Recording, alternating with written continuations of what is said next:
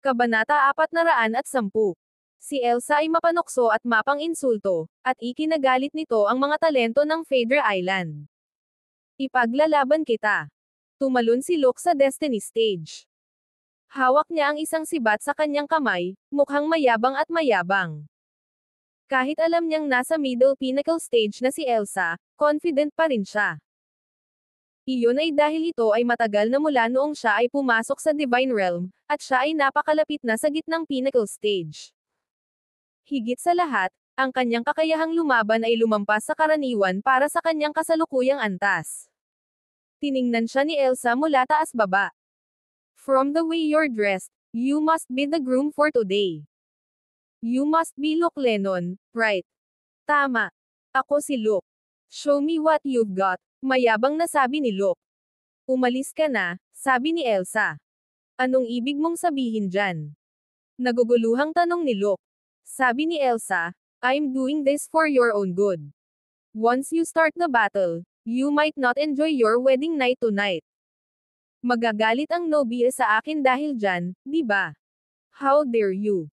Nagalit agad si Luke. Humakbang siya pasulong patungo kay Elsa, at umikot ang kanyang sibat habang naghahanda siyang tusukin. Mukha namang masama si Elsa. Tumabi siya sa sibat at sinuntok si Luke. Natarante si Luke habang sinusubukang umiwas, at naiwasan niya ito sa pamamagitan ng isang buhok. Gayunpaman, muling sumalakay si Elsa. Sa pagkakataong ito, mas malakas ang lakas ng suntok niya. Isang malamig na enerhiya ang sumabog sa hangin, at ang temperatura sa kanilang paligid ay bumaba ng husto. Nagulat si Luke. Mabilis niyang itinaas ang kanyang sibat upang harangan siya, ngunit sa isang malakas na putok, ang enerhiya ay nagpa-atras sa kanya. Ang mas nakakatakot ay ang kanyang sibat at mga kamay ay natatakpan ng isang layer ng hamog na nagyelo, na tila kumakalat. Nagyayelo, at si Luke ay namutla sa takot. Mabilis niyang isinaaktibo ang kanyang enerhiya upang mapuwersa ang sumasalakay na malamig na enerhiya. Malinaw na mas malakas si Luke kaysa kay Charlotte, ngunit mas mahina pa rin siya kaysa kay Elsa. Kawili-wili. Mapaglarong ngumiti si Elsa. Bigla siyang sumugod kay Luke, at parang kasing bilis ng hangin. Sa isang iglap, lumitaw siya sa harapan ni Luke at sinuntok siya. Walang panahon si Luke para magtago, at kailangan niyang gamitin ang kanyang sibat para harangin siya muli. Nagkaroon ng isa pang putok. Dama po ang suntok ni Elsa sa sibat, ngunit pinalipad ng malaking puwersa si Luke. Siya ay mabilis na natakpan ng isang layer ng hamog na nagyelo. Bumangon si Julian, puno ng pagkabigla at pag-aalala ang kanyang mga mata. Nagkaroon ng isa pang putok, lumipad pa atras si Luke ng ilang talampakan bago bumagsak sa lupa. Napakulot siya, nanginginig. Nakakakilabot itol. Lahat ng naroon ay natulala sa takot.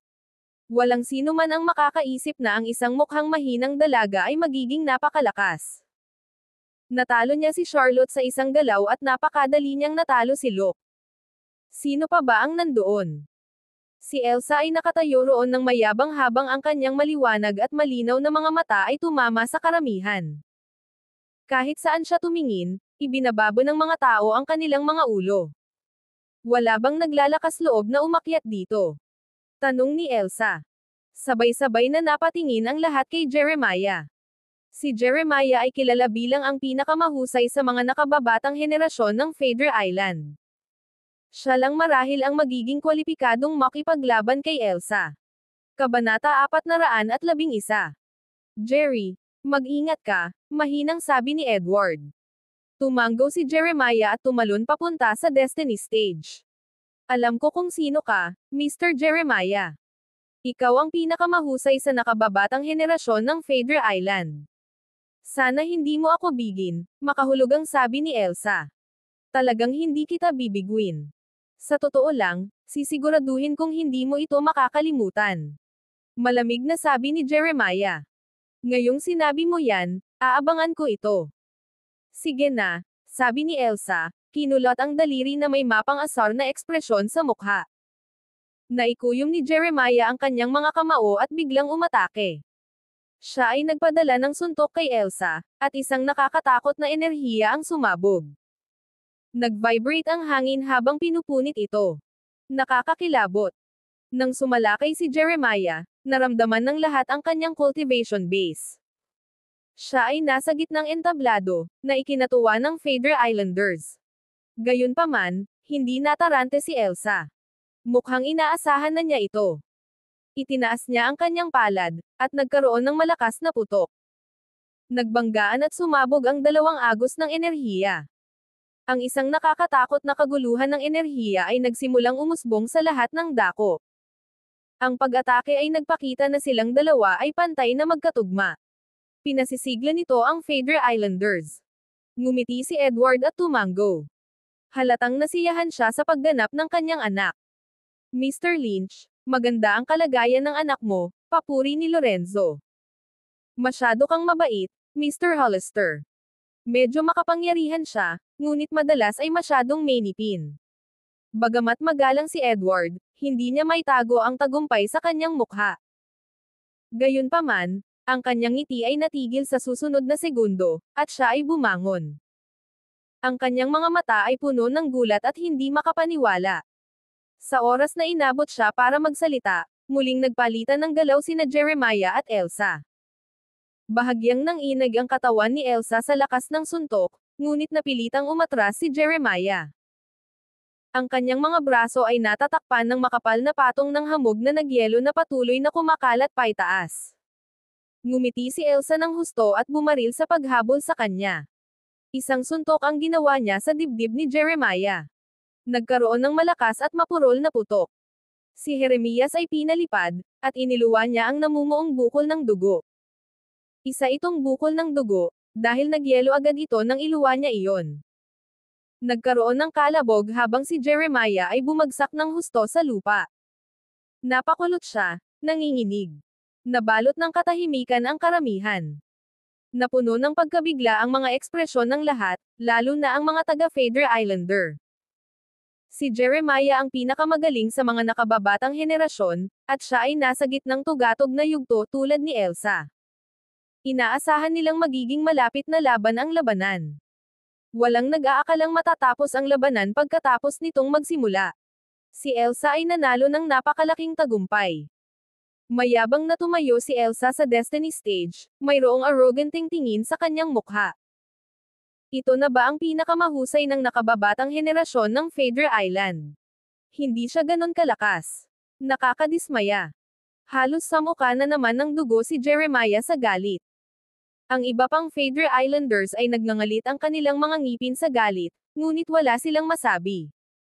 Masyadong makapangyarihan si Elsa. Malamang na walang kahit na sinong matatandang eksperto na maaaring manalo laban sa kanya, lalo na ang nakababatang henerasyon. Nakakabagot naman. Hindi ba't may laban ka hanggang kamatayan bago ito? Sige. Hindi na kita guguluhin pa, sabi ni Elsa habang tumatalon sa Destiny Stage. Sebastian, umakyat ka dito at mamatay. Pagkababa ni Elsa sa stage, tumalon si Luke dito. Hindi na siya makapaghintay. Ang kanyang kalooban ay ganap na nasira pagkatapos matalo kay Elsa, at siya ay napuno ng galit.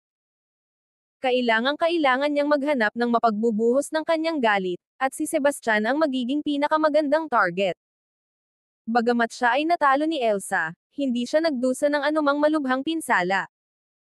Ang kanyang katawan ay sinalakay lamang ng malamig na enerhiya, at sa tulong ni Julian, pinilit na niyang ilabas ang kamandag ng yelo. Kaya naman nagmamadali siyang umakyat sa stage.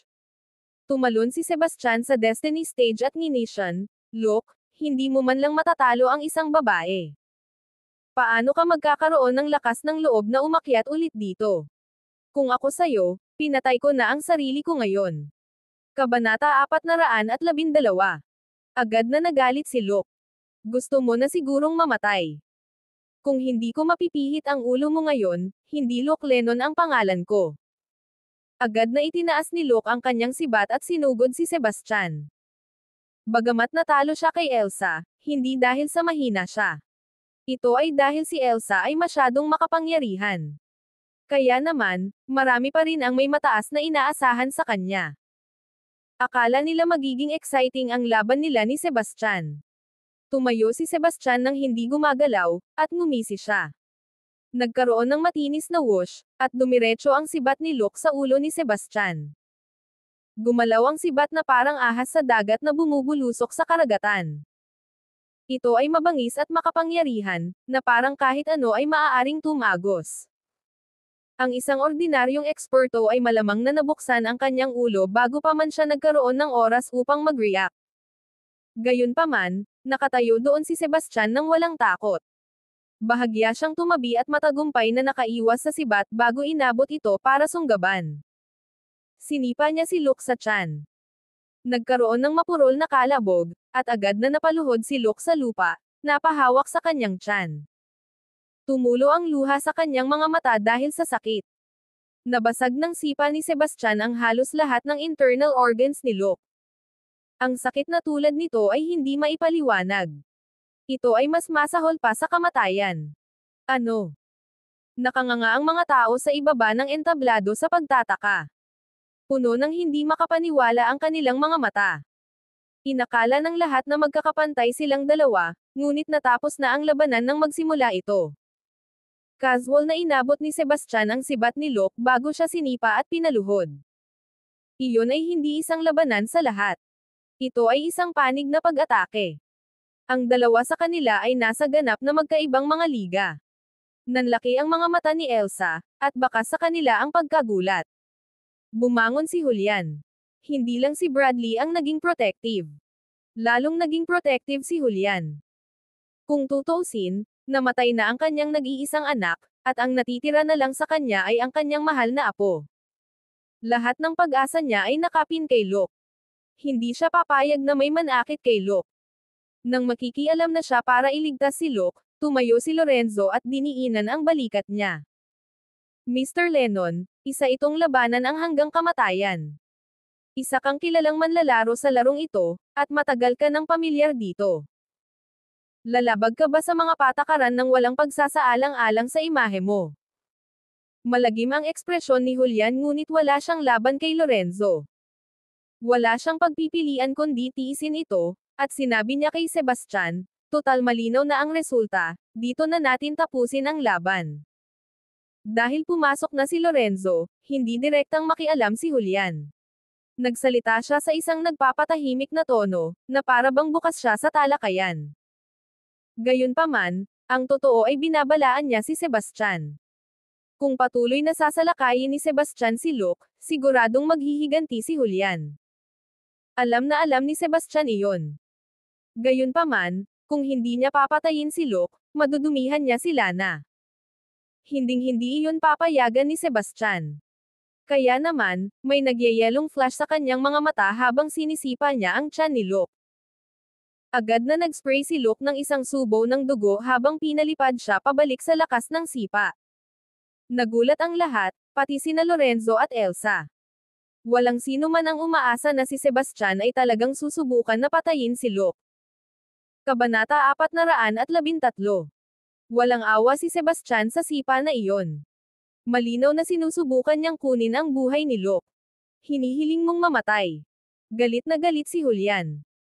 Isang nakakatakot na enerhiya ang lumabas sa kanyang katawan habang sinusubukan niyang tanggalin ang kamay ni Lorenzo. Gayunpaman, minamaliit niya si Lorenzo. Isang nakakatakot na enerhiya ang nagpabigat sa kanya kaya hindi na niya maigalaw ang enerhiya sa kanyang katawan. Hindi niya maiwasang makaramdam ng pagkabalisa at takot. Parehong nagulat at nagalit si Julian. Malubhang nasugatan na si Luke, ngunit malinaw na balak ni Sebastian na patuloy na umatake. Si Julian ay nasa tabi ng pag. Sebastian, basta't palayain mo ang apo ko, papayag ako sa anumang kondisyon na itinakda mo. Nagpakumbaba si Julian. Ang pinakamahalagang bagay ngayon ay ang mailigtas ang buhay ni Luke. Tumingin si Sebastian kay Julian at sinabing, kung pakakawalan mo sina Bruce at Lana, ililibre ko ang apo mo. Pwede kong palayain si Bruce, pero si Lana ang aking apo.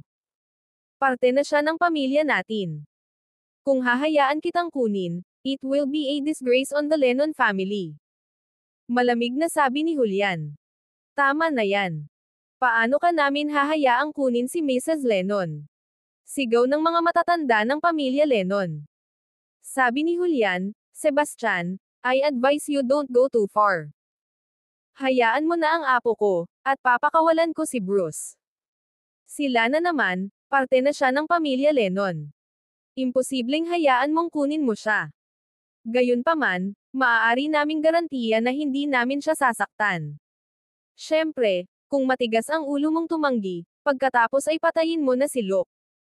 Kailangang ilibing si Lana sa tabi ng kanyang asawa bilang nobya nito. Si Julian ay isang masamang karakter. Inikat niya ang mga lamesa at ginagamit si Lana para takutin si Sebastian. Agad namang umiling si Sebastian, ngunit hindi niya ito ipinakita sa labas. Sige.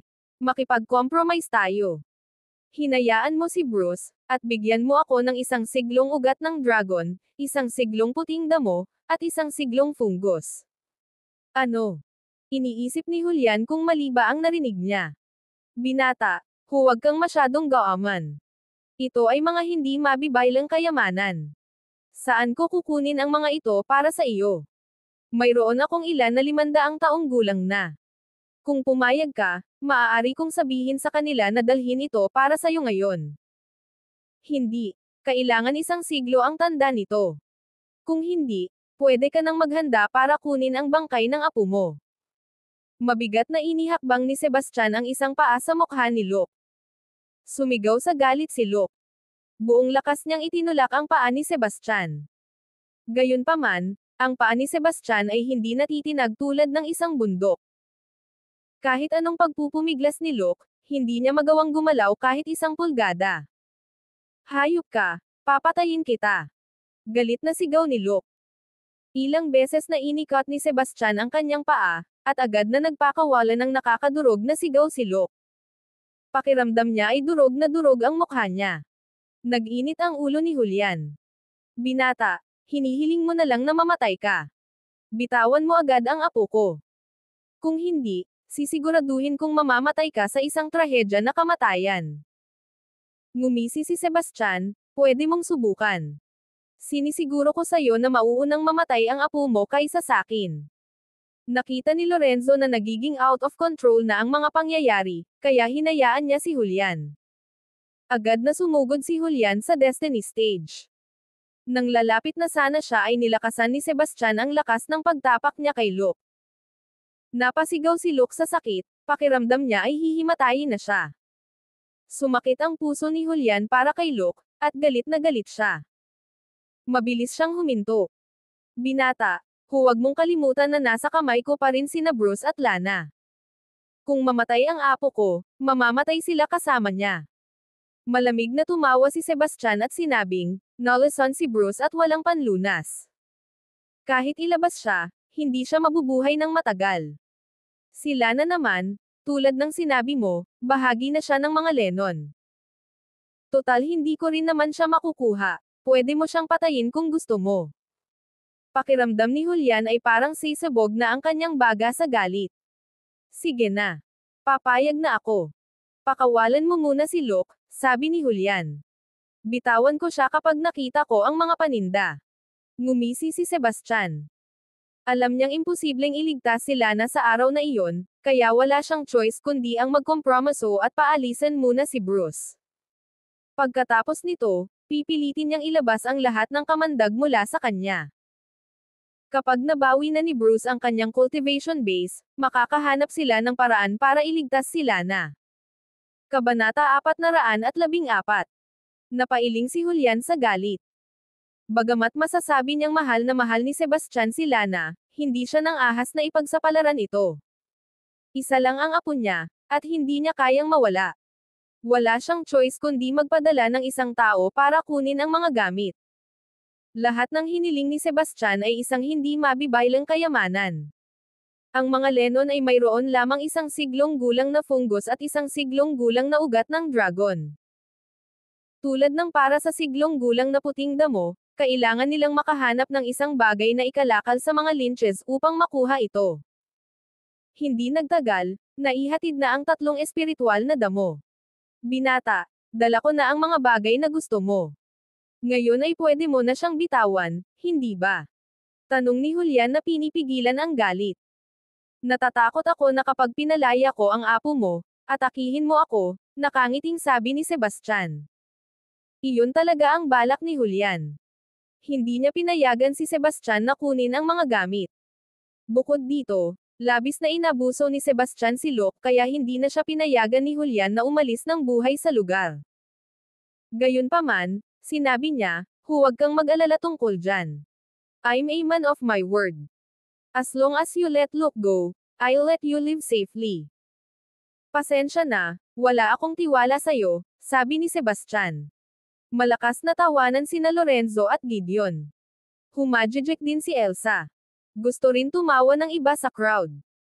Gayunpaman, hindi sila naglakas loob na gawin iyon, kaya pinigilan nila ang kanilang mga ngiti. Kung sino man ang may alam tungkol kay Julian ay malalaman kung gaano siya kaslay. Siya ay madalas na bumalik sa kanyang salita, at ang kanyang mga pangako ay mas mababa kaysa sa mainit na hangin. Ang paniniwala sa kanyang mga pangako ay parang paniniwalang kayang umakyat ng mga puno ang mga baboy. Umaalab sa galit ang butas ng ilong ni Julian. Ano pa ang gusto mo, kung gayon? Gusto ko na ikaw at ang lahat ng mula sa Lennon family lumayo sa akin nang. Lahat ay dapat sumumpa sa kanilang mga kaapo-apuhan. Kung sasalakayin nila ako, isumpa sila na walang mga inapo. Sabi ni Sebastian. Nagalit si Julian, pero wala siyang choice kundi tiisin ito at gawin ang sinabi ni Sebastian alang-alang kay Locke.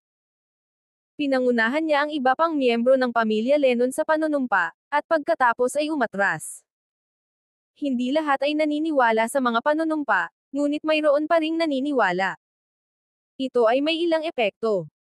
Nang ang lahat ng Lennon ay umatras ng hindi bababa sa 100 talampakan ang layo, sa wakas ay nakahinga ng maluwag si Sebastian. Inalis niya ang paa niya sa mukha ni Locke. Kinuha niya ang maayos na nakabalot na mga espiritual na damo at naghanda na umalis. Sa pagkakataong iyon, biglang umatake si Locke. Siya scrambled up mula sa lupa, kinuha ang kanyang sibat, at itinutok ito sa likod ni Sebastian. Ito ay isang ambush, at siya ay kumilos ng palihim na walang nakapansin sa kanyang ginagawa. Gayunpaman, si Sebastian ay tila may mga mata sa likod ng kanyang ulo. Humakbang siya sa kaliwa upang iwasan ang sibat, at mabilis na lumiko para agawin ito. Nagulat si Locke. Agad niyang binitawan ang sibat at napaatras sa takot. Ngumisi si Sebastian, at ibinato niya ang sibat kay Locke habang hinahagis ito sa kanya. Nilagyan niya ng lakas at espiritual na enerhiya ang sibat, at tila napunit ito sa hangin sa napakabilis na bilis. Mabilis na tumalon si Locke para iwasan ito. Inilabas niya ang isang set ng throwing knives mula sa kanyang baywang at napuno ito ng enerhiya bago itinapon kay Sebastian. Sa sandaling iyon, isang matandang babae ang biglang tumalon papunta sa Destiny Stage mula sa tapat. May hawak siyang tungkod habang sumusugod kay Sebastian. Isang nakakatakot na enerhiya ang tila yumanig sa mismong hangin. Nakakagulat, siya ay isang Divine Grandmaster sa gitna ng yugto, at napakalakas niya. Ito ay si Rita Lennon, ang ika-4 na matanda sa mga Lennon. Siya ang nakatatandang kapatid ni Julian. Nang matapakan ni Sebastian si Locke, nagtago siya sa ilalim ng Destiny Stage sa kabilang side. Gayunpaman, hindi siya nakahanap ng pagkakataong umatake, kaya hindi pa siya nagpakita hanggang sa sandaling iyon. Desidido siyang mapahamak si Sebastian sa isang suntok. Wala siyang balak na patayin siya, dahil pakiramdam niya ay napakabait na hayaan siyang mamatay kaagad. Nais niyang mapinsala siya, at ibalik siya upang pahirapan siya ng dahan-dahan. Hindi naman natakot si Sebastian. Madali niyang nasalo ang mga patalim at inihagis pabalik. Kabanata 415. Nagkaroon ng huni habang ang mga naghahadges na kutsilyo ay itinapon sa hangin sa napakasakit na bilis. Agad na itinaas ni Rita ang kanyang stick para subukang harangan ang mga kutsilyo. Gayunpaman, napakabilis ng mga ito para sa kanya, at sinagap nila ang tuktok ng kanyang ulo. Isang tili na parang kinakatay na baboy ang pinakawalan ni Locke bago siya bumagsak sa lupa. Ang mga nahahadges na kutsilyo ay humiwa sa kanyang pondiya. Agad na napunit ang kanyang pantalon, bumungad sa kanya ang duguan at gula-gulanit na laman. Kasabay nito, naramdaman ni Rita na may nahulog sa kanyang mukha. Ano yun? Inabot niya ito para kunin at may nakita siyang malaki at laman. Natigilan siya. Gayunpaman, agad siyang nakabawi at inabot niya si Luke habang nahulog ito. Luke, ayos ka lang ba? Ibinaba niya ito pabalik sa lupa. Nagpagulong-gulong siya sa paghihirap, nakakapit sa kanyang pandiya. Naputulan ba si Luke? Hindi kapaniwalang tanong ng isang tao sa karamihan. Oo nga. Tapos to ang lahat para sa kanya ngayon. Kakakasal lang sa kanya ni MS Sanders, ngunit wala siyang magagawa sa kanya. Nagulat ang karamihan. Walang nag-aakala na magiging ganito kalupit si Sebastian. Isang dagandong ng galit ang umalangaw-ngaw sa kalangitan. Kasabay nito, ang isang nakakatakot na enerhiya ay tila lumubog sa kanila. Ang lahat na malapit sa Destiny Stage ay nakaramdam ng hindi maipaliwanag na pakiramdam ng pang-aapi, na parang babagsak na ang langit. Ang pakiramdam ng presyon ay lumalakas, at ang mga tao ay nagsimulang makaramdam ng inis. Si Julian ay nakikipagkarera patungo kina Luke at Sebastian sa isang kahanga-hangang bilis. Halos hindi nakalapat ang kanyang mga paa sa lupa. Mukha siyang multo, at naglalabas siya ng nakamamatay na galit. Ang kanyang nag-iisang apo ay kinapan. May iwan siyang walang kaapo-apuhan. Ang galit na naramdaman niya para kay Sebastian ay hindi mapagkakasundo. Alam ni Sebastian na galit si Julian sa kanya. Walang iniisip, tumalikod siya at tumakbo. Bastos ka. Saan ka pupunta? Galit na galit si Rita. Hinawakan niya ang kanyang tungkod at ihinampas iyon pababa sa ulo ni Sebastian. Kasabay nito, isang nasa katanghaliang gulang na lalaki ang sumugod sa Destiny Stage habang naghahampas ng espada, na itinutok niya sa lalamunan ni Sebastian. Ang taong umatake ay si Frederick. Matagal na niyang gustong tanggalin si Sebastian, pero hindi lang siya sigurado kung ano ang sitwasyon. Siya ay naging maingat. Ngayon alam na niya na wala nang kakampi si Sebastian at nasaktan na niya ang mga Lennon. Wala nang dapat ipag-alala si Frederick. Hindi lang iyon, kung umatake siya sa puntong ito, makakahanap siya ng pabor sa mga Lennon. Win-win situation iyon. Iniwasan ni Sebastian ang atake ni Rita at sabay iwas sa slash ni Frederick. Pumunta ka at mamatay. Ang mamamatay tao na enerhiya ay tila sumiklab sa paligid ni Frederick nang muli niyang tinutukan ang dibdib ni Sebastian. Itinaas din ni Rita ang kanyang tungkod para tumama muli sa ulo ni Sebastian.